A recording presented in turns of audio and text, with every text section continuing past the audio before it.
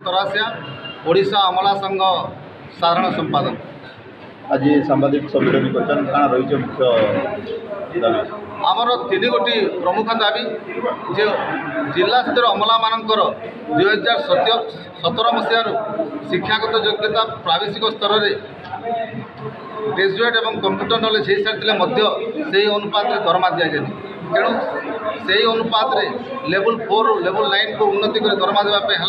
आम दाबी। द्वितीय दाबी है जे आम जो एकमात्र दाबी ने आंदोलन को ओल्लू 1/6/23 रु 17/6/23 पर्यंत तापर 6/1/24 जो 3 गोटी रिजोल्यूशन बाहरी जी और पीजी डिपार्टमेंट रिजोल्यूशन नंबर 698 703 और 708 ताकू रद्द करने माननीय मुख्यमंत्री को निवेदन कर। तृतीय दाबी है जेहेतु वर्तमान रिस्ट्रक्चर ना कौन निर्दिष्ट नियम प्रकाश पाई नहीं 2019 जो नियम अच्छी बलवत्तर ताकू पुनर्बार से बलवत्तर रखा प्रत्येक मास